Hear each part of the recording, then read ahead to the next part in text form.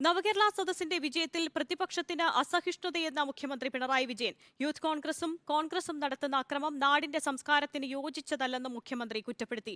കരുതൽ തടങ്കലിലുള്ളവരെ പോലീസ് സ്റ്റേഷനിൽ കയറി ആക്രമിക്കുന്നതാണോ സർക്കാർ നയമെന്ന വി.ഡി. സതീശൻ തിരിച്ചടിച്ചു. നവകേരള സദസ്സിന്റെ പരസ്യ ബോർഡുകൾ വലിച്ചുകീറുന്നത് പോലും അസഹിഷ്ണുതയാണ്.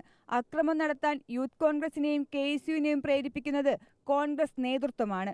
കുറ്റവിചാരണ സദസ്സ് പാളിയതിലുള്ള സങ്കടമാണ് ഇങ്ങനെ അതിക്രമമായി ചെയ്തു തീർക്കുന്നതെന്ന് മുഖ്യമന്ത്രി. നവകേരള സദസ്സിനോട് എന്തോ വല്ലാത്തൊരു അലർജിയുടെ രീതിയാണ്. പക്ഷേ അതിനോടുള്ള അസഹിഷ്ണുത ഈ എല്ലാ പ്രചരണ സാമഗ്രികളും പരസ്യമായി നശിപ്പിച്ചുകൊണ്ടാണ് ഇവിടെ അരങ്ങേറിയത്.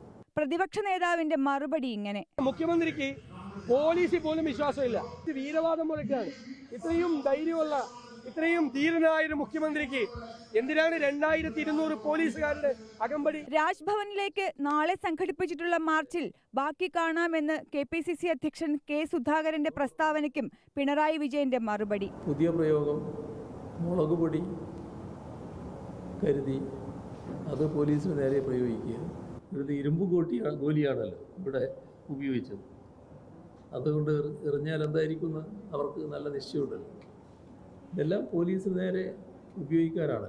ഇത്തരം അക്രമങ്ങൾ നടത്താനുള്ള ഒരു മാനസികാവസ്ഥ ഈ അനുയായികളിൽ ഉണ്ടാക്കുന്ന നേതൃത്വമാണല്ലോ ഇപ്പോൾ കോൺഗ്രസിനുള്ളത്.